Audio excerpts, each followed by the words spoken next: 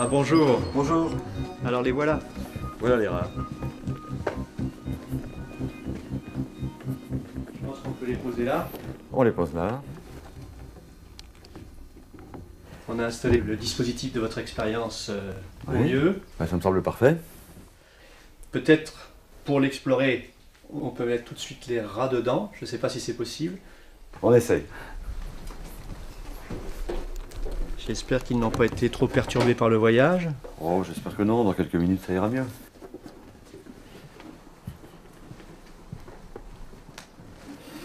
Donc, normalement, ils y vont relativement facilement. Allez. On va les aider un peu. Voilà. Ça, c'est la cage de départ. Voilà, alors ça c'est la cage de départ. Cette cage actuellement est fermée par cette petite porte, je vais l'ouvrir. Et voilà, donc vous voyez les premiers rats qui vont immédiatement dans le tunnel. Et ce tunnel les amène au bout de l'aquarium.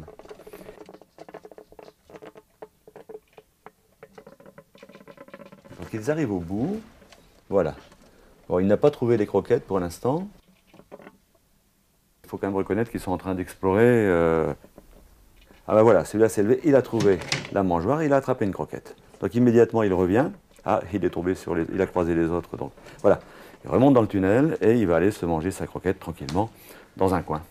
Donc là, ils sont en train d'apprendre. Ah ben là, ils sont en train de mémoriser l'aspect spatial de l'aquarium. Il faut dire que le rat est un animal extrêmement doué sur le plan spatial. Hein. Dans la nature, il a un territoire qui s'étend sur des centaines de mètres généralement et dont il mémorise absolument tous les détails. Donc c'est pas un problème pour lui. Voilà. Alors est-ce qu'il non, à part celui-là qui n'a encore pas trouvé la solution, mais qui va pas tarder à mon avis, voilà. Là, je pense que comme il n'y a aucune difficulté, on va voir apparaître un comportement tout à fait caractéristique du rat qui est l'amassement. Ils vont déménager absolument toutes les croquettes qui sont dans la mangeoire. On va laisser quelques heures comme ça, c'est largement suffisant pour qu'ils aient absolument compris la règle du jeu, on va dire.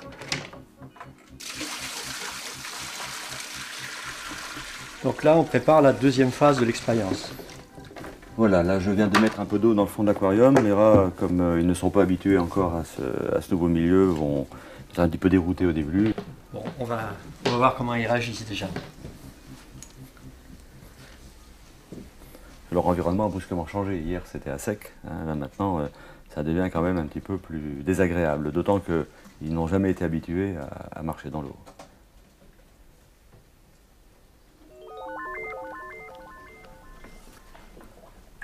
On dirait qu'ils marchent sur la pointe des pieds. Ouais, ouais.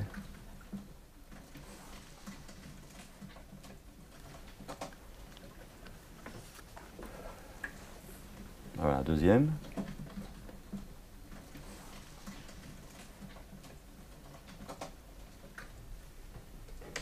Et voilà, ça y est, là ils ont trouvé la nourriture.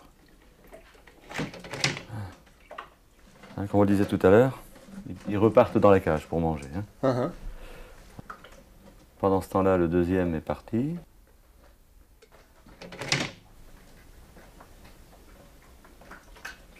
Voilà, une bagarre, et là, celui qui est allé chercher la nourriture l'a perdu. Hein.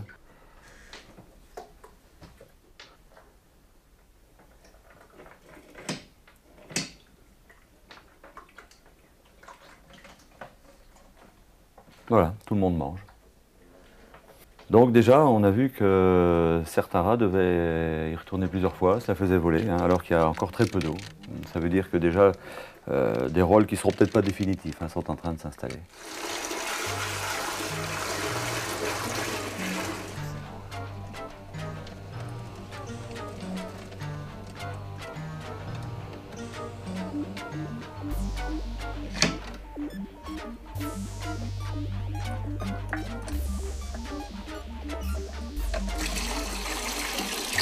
Alors là, l'idée, c'est de les obliger à nager, c'est ça? Voilà, exactement. Là, le niveau est tel qu'ils vont être à la limite de perdre pied. Donc c'est vraiment un tournant crucial. Là, je pense que la différenciation va vraiment commencer à apparaître maintenant.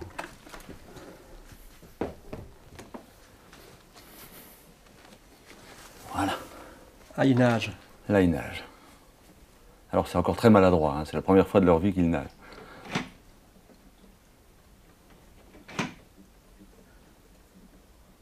Voilà, là les premières attaques se font, c'est franc et sérieux, là la différenciation est en route. Voilà. Donc notre pauvre nageur, là, qui est allé le premier, a perdu sa croquette. Différenciation des rôles Des entre rôles, ceux qui... voilà. Ceux qui s'occupent des transports de nourriture et nourrissent les autres finalement, hein.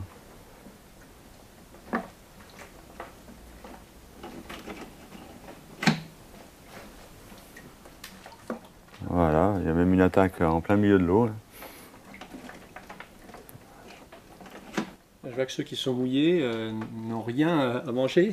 Non, en fait, ceux qui sont les plus mouillés sont ceux qui s'occupent des transports, mais comme on leur vole leur nourriture, finalement ils ne pourront manger, et ils ne pourront recueillir le fruit de leur travail en quelque sorte que lorsqu'ils auront nourri tous les autres.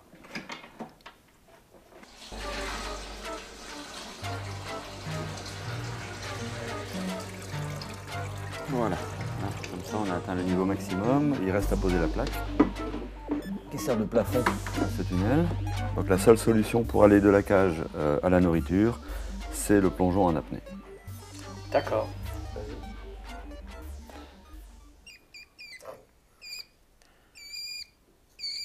Avant de les envoyer dans le tunnel immergé, vous les marquez, c'est ça? Voilà, alors maintenant on va donner une identité à chaque rat afin de vraiment pouvoir les repérer. Voilà un rat qui est marqué à l'épaule gauche, ça sera notre numéro 1. Le numéro 2 est marqué à l'épaule droite, le numéro 3 à la hanche droite, le numéro 4 à la hanche gauche, le numéro 5 au cou et le numéro 6 au bas du dos. Lorsqu'ils seront dans l'aquarium, à chaque fois qu'un rat fera un transport de nourriture, je mettrai une croix ici dans la ligne et comme ça on va voir si oui ou non tous les rats font la même chose ou s'il y a une répartition du travail entre les individus. Donc là, l'hésitation est quand même assez franche, hein, puisque là, le niveau est maximum.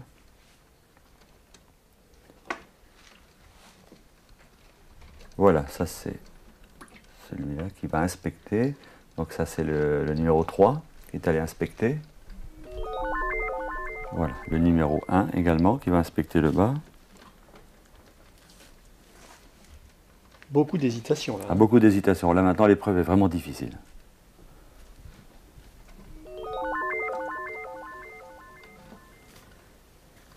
Ça c'est le 4.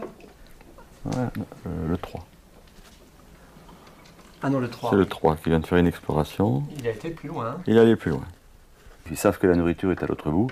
Maintenant, le tout est d'oser se lancer.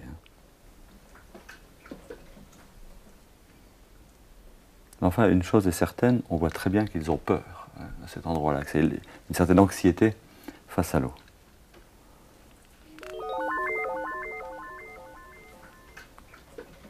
Voilà, le numéro 2, le premier.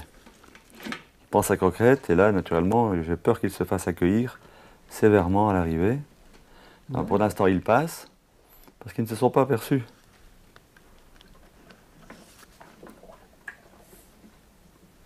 Très longue inspection du numéro 1. Bataille dans la cage et c'est le numéro 5 qui a volé. Donc je vais reporter une croix sur le tableau. Un plongeon pour le numéro 2. Voilà. Pendant ce temps-là, le numéro 5 est en train de manger le fruit de son vol.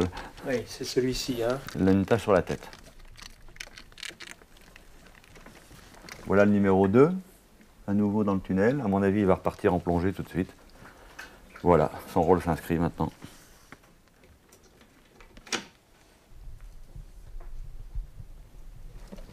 Il se la fait prendre. Je lui rajoute une croix. Donc le numéro 2 a plongé 2 fois. 2 fois pour l'instant, il n'a toujours pas mangé.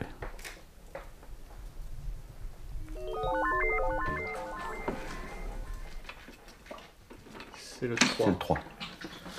Voilà, c'est le 3 qui vient de plonger. Il a attrapé une croquette. La croquette est perdue, il l'a rattrapée. Oh, Joli. Il l'a rattrapé, mais il l'a perdu. Ouais, qui est-ce qu'il a? C'est le 6 qui l'a C'est le fait. 6. Ouais. Donc ça, c'est le 6 qui a volé le 3, qui est en train de manger sa croquette. Oui, avec sa tache dans le dos, là, c'est lui.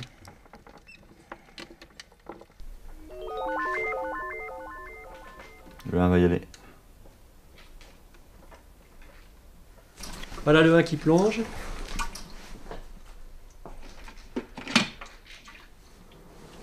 Et qui revient. Oh là! Une bagarre assez violente avec le 6. Ouais, bien, bien, bien. Et il a gardé sa croquette. Et le 3 pour le 1. Alors, est-ce qu'on peut faire le bilan? Alors actuellement, il y a 3 races sur les 6 qui ont transporté. C'est un hasard, mais ce sont les 1, 2 et 3.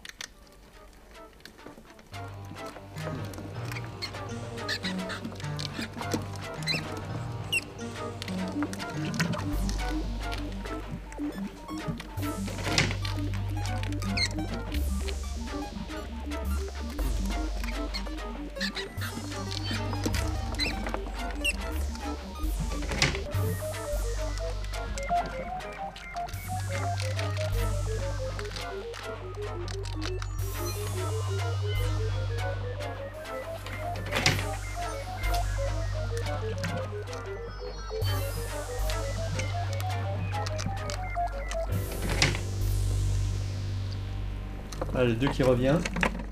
Il est passé. Et qui se fait voler la croquette Ah. immédiatement. Par le 5. Par le 5, oui. Le 5 n'a pas plongé du tout.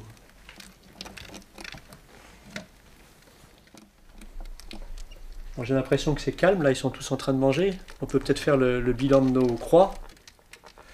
Si on regarde un petit peu ce qui s'est passé, on s'aperçoit qu'actuellement il y a eu 19 transports de nourriture en tout.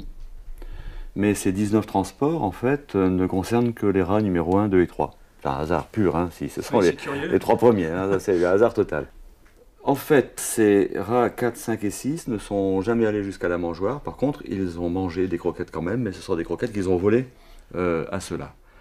Enfin, quand je dis qu'ils ont volé à ceux-là, c'est principalement le numéro 2 qui a été mis à contribution. Celui-là résiste assez mal aux attaques des autres. C'est pour ça qu'il a 10 transports. En fait, sur les 10 transports, il a mangé 3 croquettes. Hein. Le numéro 1, par contre, ferait plutôt partie de la catégorie des autonomes. C'est le nom que vous leur donnez, alors autonome, à ceux qui arrivent à conserver leurs croquettes. Ils sont autonomes dans le groupe, puisqu'ils arrivent à plonger et à transporter leur nourriture. Donc, en gros, ils vivent du fruit de leur travail, disons ça comme ça. Alors que le ravitailleur, lui... c'est-à-dire le 2 et le 3. Le 2 et le 3, ces rats-là doivent d'abord nourrir les autres pour que ces rats qui leur ont volé la nourriture les laissent tranquilles. Concrètement, quand le 4, 5 et 6 ont leurs croquettes, sont en train de manger, le 2 et le 3 arrivent à manger. À manger. À leur Ils tour. font un dernier transport, mais cette fois c'est pour eux. Voilà. Et là, il revient et il est tranquille parce que tout le monde mange. Tout le monde mange. Et là, on peut dire que le groupe s'est stabilisé. Les rôles ne vont plus Ah, changer. non, les rôles ne changeront plus. On peut continuer ça pendant 6 mois s'il faut, tous les jours, ça a été fait. Là, les rôles vont se rigidifier complètement. C'est ce que vous observez dans votre laboratoire. Actuellement, je dirais qu'on a dû faire passer pas loin de 1000 groupes et on a toujours la même chose. Il y a peut-être 1% des groupes où tout le monde plonge. Mais dans l'immense majorité des cas, on a à peu près moitié-moitié de transporteurs et de non-transporteurs.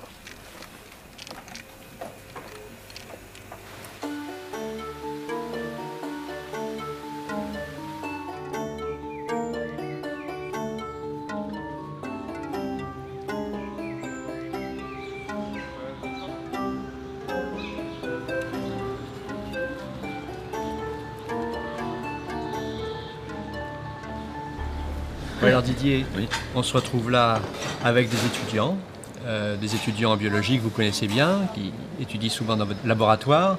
On a aussi une psychologue avec nous et j'ai demandé aussi à un philosophe de venir nous apporter ses lumières, un doctorant en philosophie. Alors je sais pas, peut-être on peut faire un premier tour de table. Tout le monde connaît l'expérience des rats plongeurs.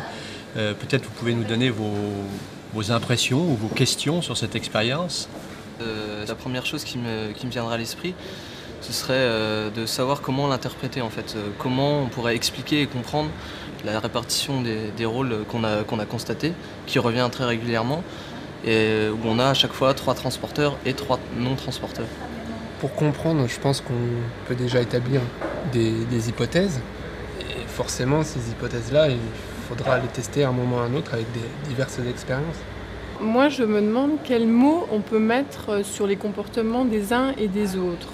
Est-ce qu'on peut parler de dominance, de stress, d'inhibition? D'autres réactions?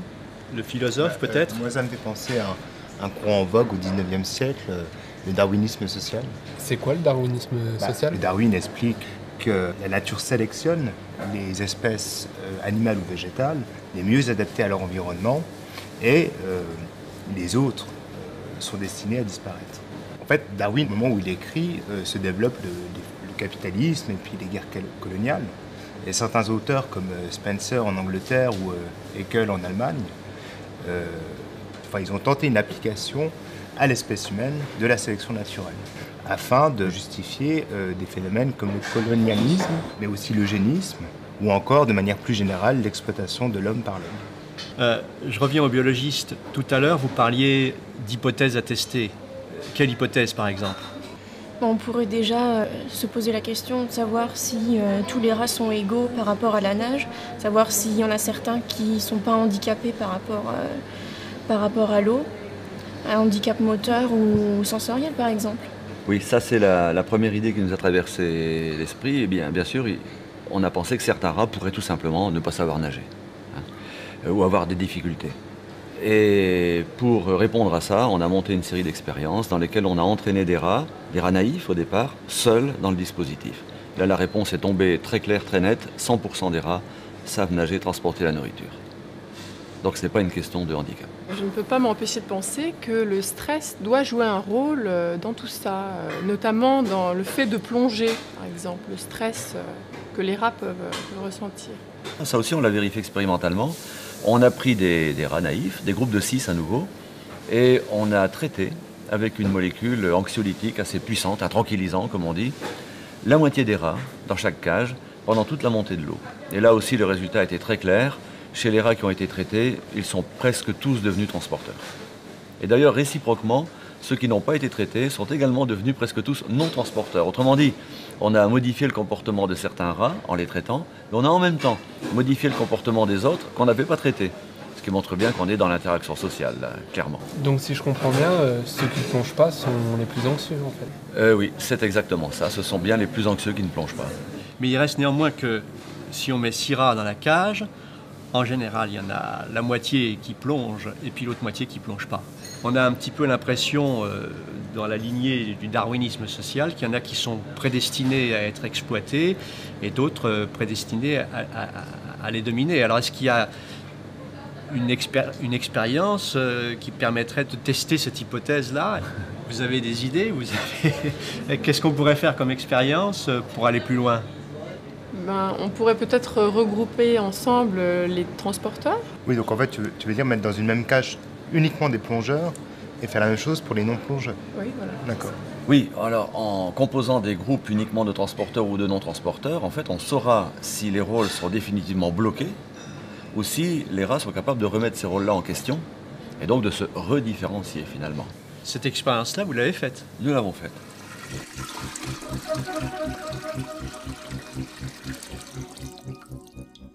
Voilà 2 groupes de rats. Ils ont été constitués il y a à peu près 3 semaines. Et donc voilà 3 semaines qu'ils se sont différenciés, chacun, dans le dispositif piscine. D'accord. Alors si j'ai bien compris ce qu'on a dit au café, on va mettre les bleus ensemble, c'est-à-dire les transporteurs, et puis on va mettre les rouges ensemble, c'est-à-dire les non-transporteurs. Voilà, on va constituer, à partir de ces 2 lots d'origine, on va constituer 2 nouveaux groupes. D'accord. Homogènes sur les rôles. En voilà 2. Et le 3e, allez. Voilà. Donc voilà un lot homogène composé uniquement d'anciens transporteurs. Bon, je ferme la cage. On ferme la cage. Alors par lesquels on commence?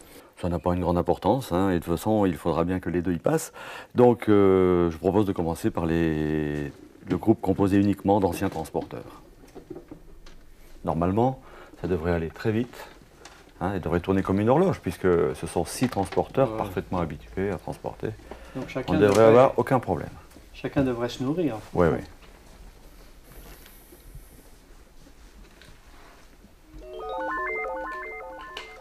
Voilà. Ils reprennent contact progressivement.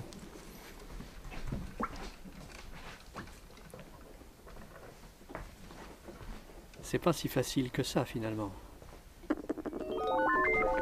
Voilà, premier transport. Alors attention, c'est maintenant. Alors voilà Ça qui va s'est devenir décidé. intéressant. Il passe, il passe.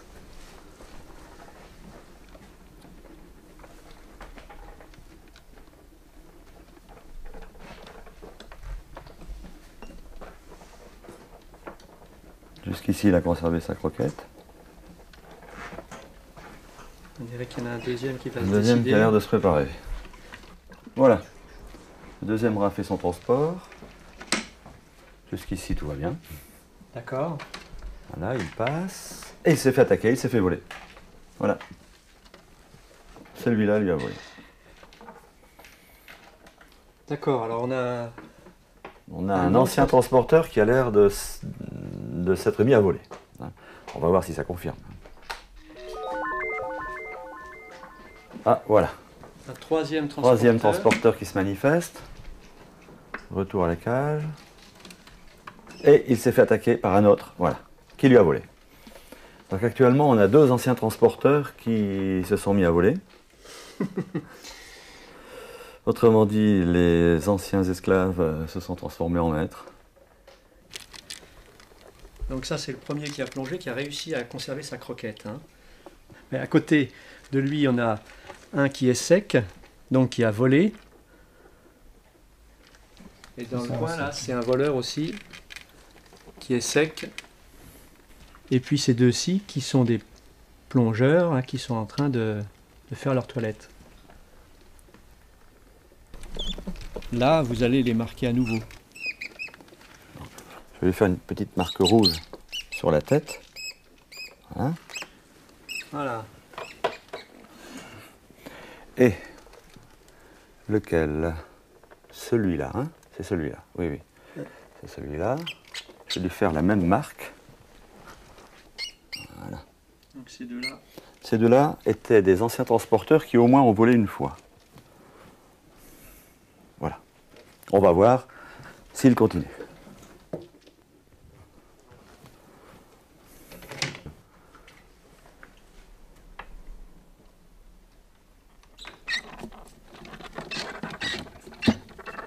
Tiens, voilà un deuxième, un rat qu'on n'avait pas détecté qui attaque aussi. Je le prends.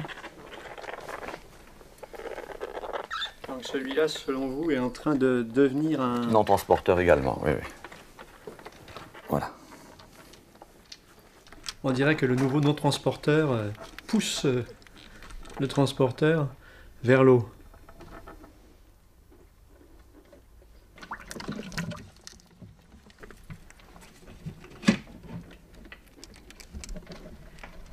Oh là là, il se la fait prendre. Voilà, ce rouge-là confirme son statut d'attaquant, de voleur. Il vient de piquer une croquette. Donc là, si on fait le point, on ne voit plus du tout plonger ceux que vous avez marqués d'une marque rouge sur la tête. Ils sont devenus finalement non transporteurs. C'est ce que vous constatez en laboratoire aussi? Oui, en fait, lorsqu'on regroupe des transporteurs, alors qu'on pourrait penser que le groupe va se mettre à fonctionner comme une horloge, hein, puisqu'ils sont tous entraînés à aller chercher leur ravitaillement, eh bien non, il faut très peu de temps pour que ce qu'on pourrait appeler des néo-non-transporteurs, je suis vraiment désolé pour le mot compliqué, des néo-non-transporteurs se manifestent.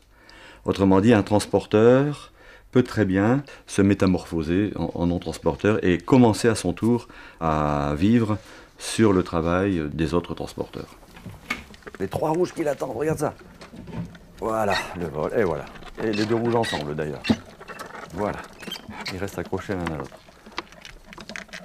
Donc il n'y a pas de rôle Alors, qui sont une fatalité finalement. ben, finalement, le rôle que va prendre un rat dépend quand même des autres. Hein, ce sont deux rôles complémentaires, transporteur, non transporteur. L'un ne se conçoit pas sans l'autre. Donc maintenant on va s'intéresser aux anciens non transporteurs. Hein. Voilà. Si on suit le raisonnement jusqu'au bout, ces rats devraient mourir. Puisque ce sont des rats qui n'ont plus d'entraînement au plongeon, ils se sont figés dans le rôle de non-transporteurs. Mais nous allons voir ce qui va se passer.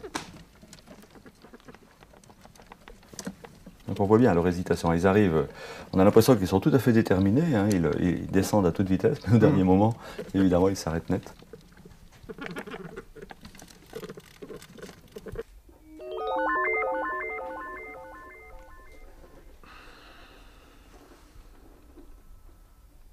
En fait, le non-transporteur, c'est pas tellement un rat qui a peur de l'eau, c'est un rat qui a peur de l'eau, mais surtout de se lâcher.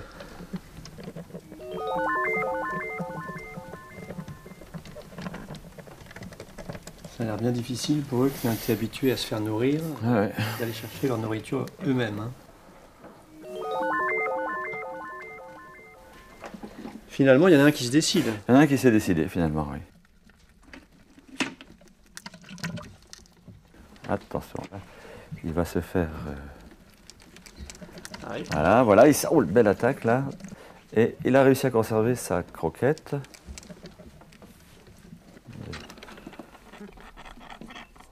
Une seule croquette pour tous ces non-transporteurs, c'est pas beaucoup.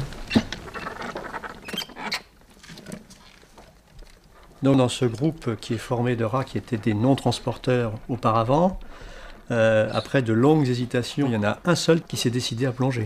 Voilà.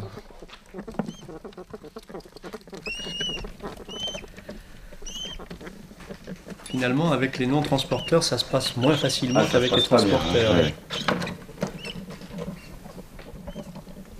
La bataille est rude. Oui, quand vous avez des groupes de non-transporteurs comme ça, vous les voyez évoluer vers un ou deux transporteurs. Un ou deux maximum, c'est très difficile pour un non-transporteur de se remettre à transporter. Néanmoins, on a vu que c'était possible.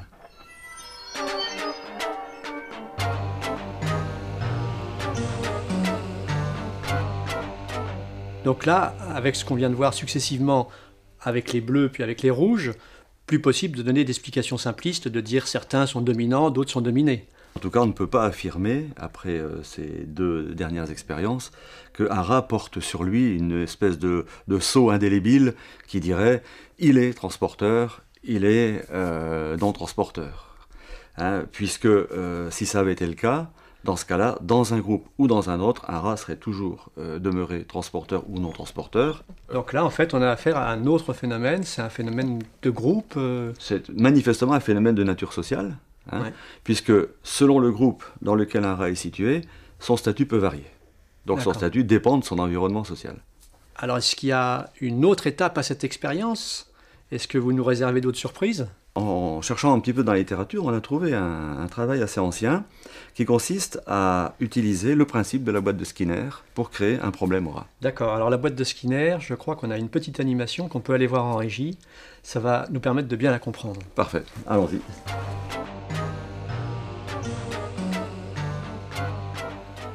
Alors c'est ça une boîte de Skinner. Hein. D'un côté il y a une pédale, de l'autre côté il y a une mangeoire.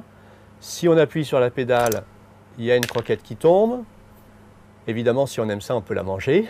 Hein. On voit la boîte par-dessus, là. Donc vous mettez certainement des rats dans cette boîte de Skinner. Voilà. Hein, donc on place un rat qui va se familiariser un peu, qui va très vite comprendre qu'en appuyant sur la pédale, ça va déclencher l'arrivée de la nourriture dans la mangeoire. Et ça lui plaît beaucoup. Et il va très vite apprendre comment fonctionne ce dispositif. Qu'est-ce qui se passe ensuite? Alors ensuite, on va progressivement agrandir la boîte de Skinner. Et à la fin, il va y avoir à peu près une distance d'1 mètre entre la pédale et la mangeoire. Donc le rat va devoir appuyer sur la pédale, courir vers la mangeoire, manger la pastille de nourriture et revenir appuyer sur la pédale pour avoir la pastille suivante. L'étape suivante va consister à faire ce que je viens de vous décrire avec 6 rats. À la fin, on obtient 6 rats qui savent parfaitement se déplacer pour aller manger, revenir appuyer sur la pédale, se déplacer pour aller manger, etc. Et ces 6 rats, Et ces 6 rats, naturellement, on va les placer ensemble dans une seule boîte. d'accord. Et qu'est-ce qu'on observe alors? Très rapidement, une nouvelle différenciation sociale, c'est-à-dire que certains rats vont très vite comprendre qu'en restant à proximité de la mangeoire, en quelque sorte, la nourriture leur tombe du ciel, puisque ce sont les autres qui appuient sur la pédale.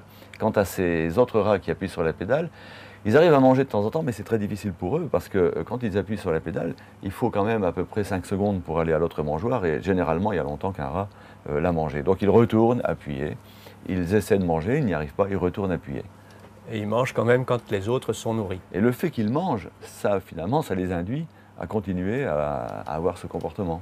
Alors quel rapport entre la boîte de Skinner et votre dispositif des rats plongeurs? Eh bien, l'intérêt, c'est qu'on peut prendre un groupe de 6 rats, les placer d'abord dans la situation de boîte de Skinner, voir quels sont les rôles que chacun des rats acquiert, puis transporter ensuite, dans un deuxième temps, ce même groupe dans la situation piscine et examiner à nouveau les rôles que chacun des rats vont prendre dans cette nouvelle situation. Et il y a des correspondances? Justement, c'est ça le plus intéressant, c'est qu'il n'y a pas de correspondance. Ça veut dire que si on connaît le rôle d'un rat dans cette situation-là, on ne peut absolument pas prédire quel rôle il tiendra dans l'autre.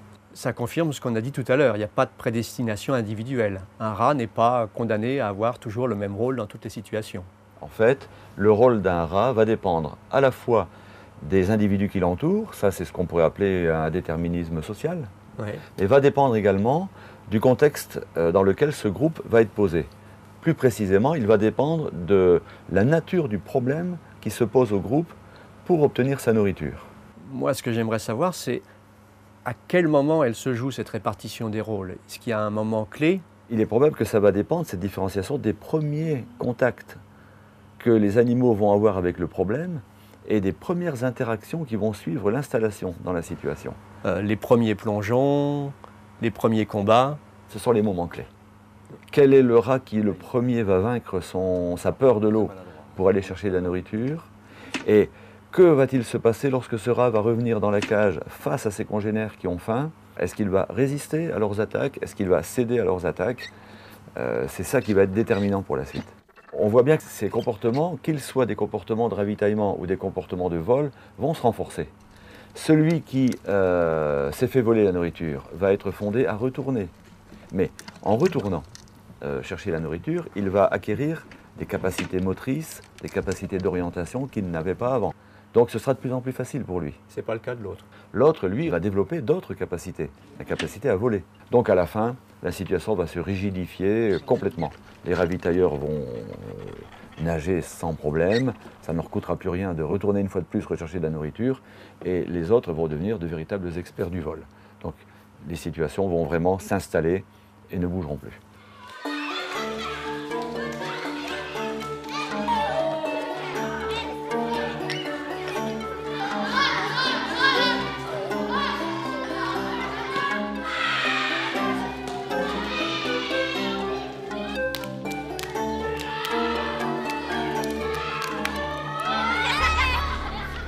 On a parlé des premières interactions entre les rats, là, en voyant l'expérience.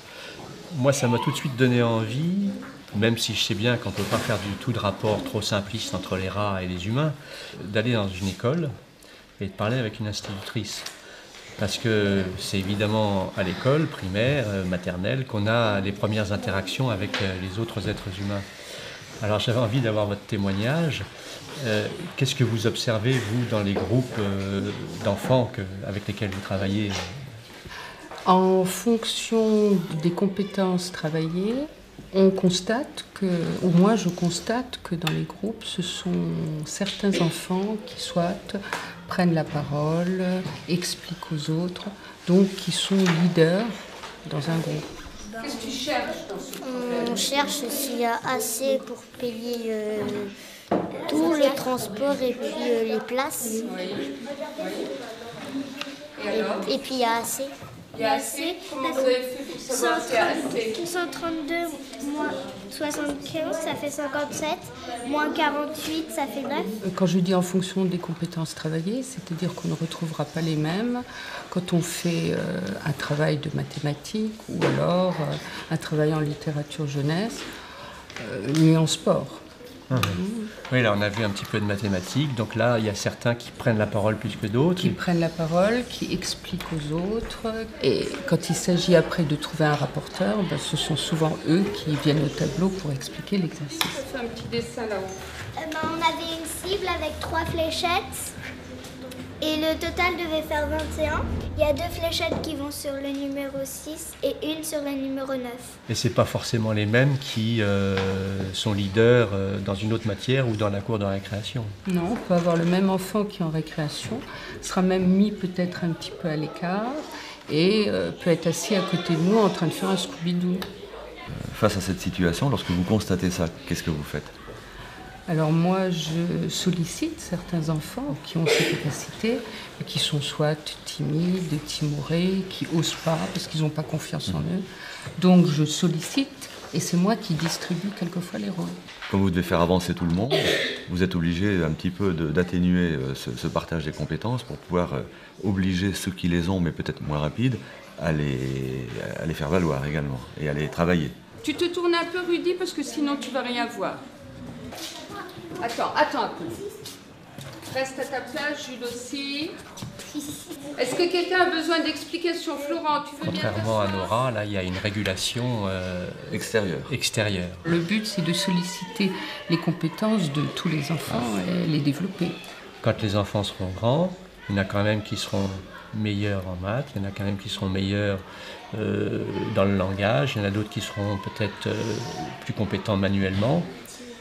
Et la société a besoin de toutes ces compétences-là, quoi. Si on regarde de ce point de vue-là nos rats, qu'est-ce qu'on peut en dire? Là, on a une situation simpliste en ce qui concerne les rats, parce qu'on les a posés, on a posé le groupe face à un problème, et ce problème est toujours le même dans le temps. Donc il ne faut pas s'étonner que les rôles se figent une fois pour toutes et qu'il n'y a plus rien qui évolue dans ce cas-là. Voilà, la société humaine, heureusement, est un petit peu plus compliquée que ça. Et là, il y a une multitude de problèmes à résoudre tous les jours pour que la société fonctionne bien. Je pense même qu'on ne s'imagine pas la complexité du fonctionnement social. Ouais. Hein, quand il faut que les trains arrivent à l'heure, que les avions décollent, etc. Et que les enseignants enseignent dans leur classe. Et donc ça nécessite la résolution d'une infinité de problèmes qui font appel à une infinité de compétences. Oui, en somme, on est un peu fait comme des rats, mais on vit dans un monde plus compliqué.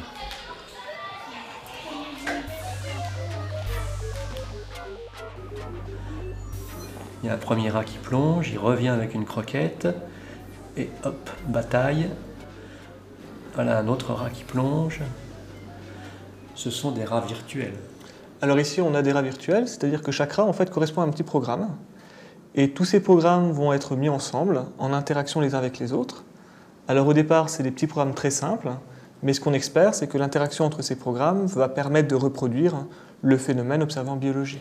Et voilà que le brun, là, s'est mis à plonger lui aussi beaucoup. Donc le rat brun et le rat vert, c'est deux rats qui sont à peu près identiques. Ils ont tous les deux une force faible et une densité faible. Ça correspond aux rats ravitailleurs de l'expérience biologique. Voilà Didier. Vincent. Bonjour Philippe. Bonjour. Alors Didier, on vient de voir la simulation que Vincent a réalisée à partir de l'expérience des rats plongeurs qu'on connaît bien maintenant. Et on observe des choses qui ressemblent fort à ce qu'on a vu sur le plateau avec les rats réels. J'aimerais bien comprendre pourquoi, c'est-à-dire comment s'est passée finalement la collaboration entre l'informaticien et le biologiste.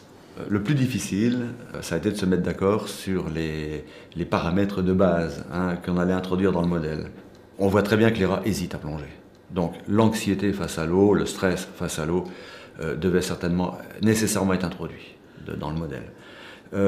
Par ailleurs, il est clair que lorsqu'on a peur de quelque chose, mais qu'on a un besoin plus important qui nous pousse, ce besoin peut vaincre cette peur. Par exemple là, dans notre modèle, la faim du rat pouvait le pousser quand même à aller à l'eau. Ensuite, il y a des combats. Dans les combats, il y a un vainqueur invaincu. Donc par conséquent, la force d'un rat devait également intervenir. Donc très rapidement, on est tombé d'accord au moins sur ces trois paramètres-là. L'anxiété, la faim, la force, c'est ce que vous avez mis dans les modèles, dans les rats virtuels? Tout à fait. On a ici les fins des différents rats, on a leur peur par rapport à l'eau, et on a la force que chacun possède. Ces paramètres vont représenter son état, ils vont évoluer au cours du temps, et ils vont aussi déterminer son comportement. Ce qui fait qu'au fur et à mesure, le rat virtuel va évoluer et va avoir un comportement différent. Alors, cette modélisation informatique, à quoi sert-elle pour le biologiste finalement? À première vue, on pourrait penser que c'est un petit peu stérile parce que ça consisterait à faire un jeu vidéo avec les rats à partir d'une situation réelle. Mais en fait, c'est pas ça du tout. Nous, ça nous permet déjà de tester la vraisemblance de nos hypothèses. Parce que lorsque nous partons du principe que l'anxiété, la faim, la force doivent jouer un rôle dans la différenciation, nous ne pouvons le montrer que par des expériences indirectes. Ici, on va fabriquer le modèle, on va introduire ces paramètres-là et on va bien voir ce qui se passe. Et on voit qu'on retrouve les mêmes comportements finalement. On retrouve les mêmes comportements.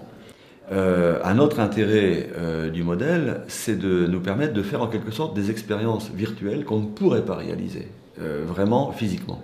On voit bien que le biologiste tire parti de la modélisation, ça confirme ses hypothèses. Est-ce que l'informaticien apprend quelque chose aussi du biologiste quand il modélise? Oui, tout à fait. Nous, on est intéressés pour avoir des modèles qui permettent d'organiser des systèmes. Par exemple, on va s'intéresser à des problèmes de robotique collective, où plusieurs robots doivent coopérer pour résoudre un problème, des problématiques de réseau, où l'information doit circuler entre différentes machines. Et malheureusement, à l'heure actuelle, en informatique, on est souvent confronté à un problème d'organisation, c'est-à-dire comment passer d'individus à un groupe qui est capable de résoudre collectivement ces problèmes-là. Pour ça, on va s'inspirer de la biologie. Et ce qui nous intéresse, c'est de voir la simulation comme un phénomène de collaboration, où par exemple, dans un groupe de robots, certains robots vont explorer, par exemple les ravitailleurs, pendant que d'autres restent en sécurité et peuvent faire d'autres tâches.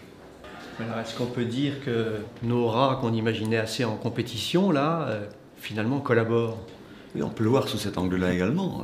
Supposons que j'ai une certaine compétence qui me permet de me procurer de la nourriture dans le milieu, par exemple, ici, dans le cas de notre expérience, franchir un obstacle aquatique. Si je refuse de partager cette nourriture, les autres vont mourir. Je les condamne à mort. Mais maintenant, je peux avoir le comportement opposé, un comportement plus altruiste, j'accepte de partager. Et paradoxalement, en partageant et en leur sauvant la vie, je me sauve peut-être la vie. Parce que je vais sauver la vie d'individus qui ont peut-être dans leur tête, dans leur comportement, la solution à un problème qui ne s'est pas encore posé mais qui se posera demain. Parce qu'ils ont d'autres compétences que je n'ai pas, comme par exemple me repérer dans l'espace, ou être fort au combat, ou encore repérer les prédateurs qui arrivent. Ou tout simplement faire du nombre et garder un groupe numériquement important, ce qui fait qu'il a de fortes chances de l'emporter dans la compétition entre les différents groupes. Donc c'est peut-être cultiver le paradoxe, mais en sauvant la vie d'autrui, je peux me sauver la vie, c'est un gage sur l'avenir en quelque sorte. Didier, vous savez que Jean-Marie Pelt parle de votre expérience des rats plongeurs dans son dernier livre? Oui, dans La raison du plus faible. Et effectivement, il m'avait téléphoné il y a quelque temps de ça, un petit peu avant la parution du livre, et nous avons eu un très très long entretien. Nous nous sommes aperçus à cette occasion-là que nos idées convergeaient sur un grand nombre de points. Alors on a bien vu votre expérience, Didier Dessort, avec les rats. On a vu aussi que votre interprétation évoluait au fur et à mesure que l'expérience s'affinait. Et au départ, on partait d'une idée de compétition féroce et à la fin, on arrive à une idée de coopération entre les rats. J'avais envie de vous entendre dialoguer tous les deux, Jean-Marie Pelt et Didier Dessort, à ce sujet. Jean-Marie Pelt, peut-être tout d'abord, on vous connaît comme botaniste. Est-ce qu'il y a de la coopération, de la compétition chez les plantes? Mais il y a les deux. Ce qui m'a beaucoup frappé à travers ma vie scientifique, c'est que on était parti, disons, depuis ce qu'on a fait dire à Darwin et qui n'a pas forcément dit, sur l'idée que la vie était fondamentalement compétitive et que c'était la loi de la jungle. Et je crois que ça a été à mettre au crédit de l'écologie le fait qu'on a beaucoup insisté depuis, quelques décennies, sur le pôle coopératif de la vie. Et la vie, c'est les deux. C'est une sorte de tension dialectique entre la compétition et la coopération. Alors on le voit très très bien chez les plantes. Il y a d'innombrables exemples de coopération où les plantes, avec les champignons microscopiques qui s'installent sur leurs racines et qui les aident à ces plantes à puiser dans le sol les sels minéraux, mais qui sont en revanche nourris par les sucs que élabore la plante. Donc on a beaucoup d'exemples.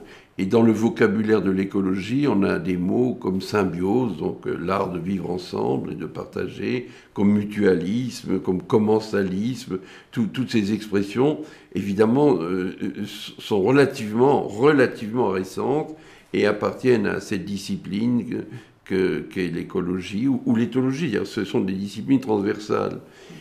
Ça, on ne l'avait pas bien vu autrefois. Finalement, la coopération a été sélectionnée. C'est-à-dire que les groupes d'animaux ou les plantes qui ne coopéraient pas, finalement, elles ont disparu. Elles se sont éteintes d'elles-mêmes. Ça me semble assez évident, parce que si on admet un groupe de rats, par exemple, qui entre dans un système, comme disait le professeur Pelt à l'instant, d'un système de compétition, avec élimination du plus faible à chaque fois, eh bien, qu'est-ce qui se passerait très rapidement? Il resterait 1 ou 2 rats, et ces 2 rats sont bien incapables de se reproduire, tellement ils sont blessés au cours des combats successifs qui les ont amenés à cette position de dominance. Donc, c'est pas un bon système. Qu'il y ait un pôle de compétition, certes, mais quelque part, à un moment donné, il faut qu'il y ait une certaine régulation. Sinon, tout groupe animal ou végétal probablement, mais je connais moins bien, va droit dans le mur, si je puis dire, en s'axant uniquement sur le pôle compétitif. Jean-Marie Pelt, vous parliez des humains. La coopération donc, qu'on voit dans la nature, est-ce que c'est pas chez nous la base du sens moral? Je pense que oui. Nous vivons une époque où nous subissons les excès, disons, d'un capitalisme dévoyé, dépourvu de sens moral. Et nous voyons les résultats. Or, dans l'humanité, puisque c'est la question que vous me posez, il y a aussi des formes de solidarité, même dans le domaine économique. Il y a même tout un domaine de l'économie qu'on appelle l'économie solidaire. Ce sont des grandes entreprises dans lesquelles il n'y a pas d'actionnaires, il n'y a pas de dividendes, il n'y a que des adhérents qui sont tous solidaires les uns les autres et qui montrent qu'on peut faire une économie totalement différente de celle dont on nous rabasse les oreilles jour après jour. Et j'ai d'ailleurs écrit un bouquin qui s'appelle « La solidarité chez les plantes, les animaux et les humains », parce que ce sont les mêmes lois de la vie qui sont des lois universelles, qui s'expriment à travers l'ensemble du monde vivant. Alors les rats ont quelque chose à nous apprendre.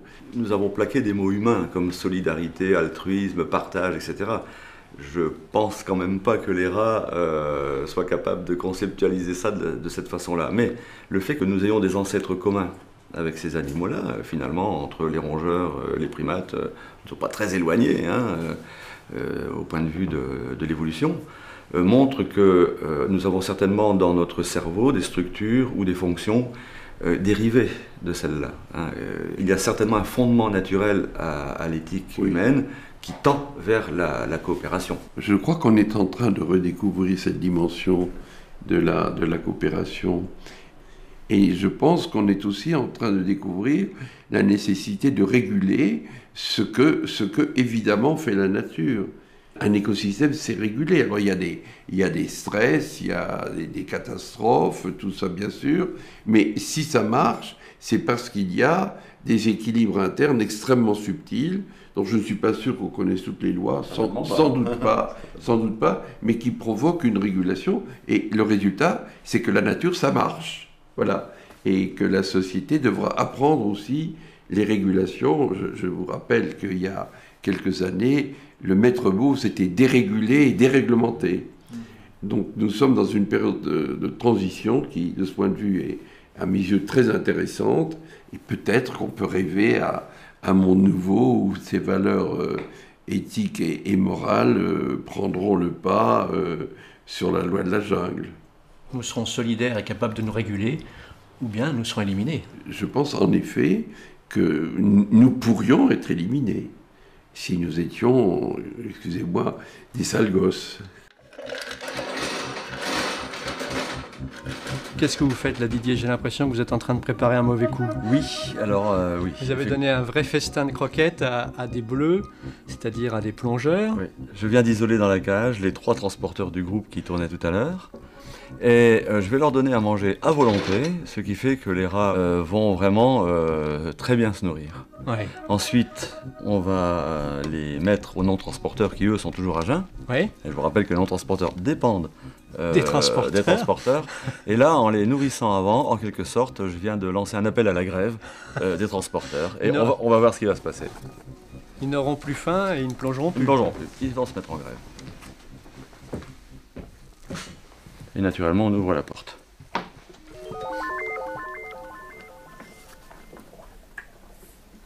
Voilà, un non-transporteur qui pousse le transporteur à l'eau. Aller au travail. Mais non, ça ne sert à rien. Et il refuse de travailler. Il n'a plus faim.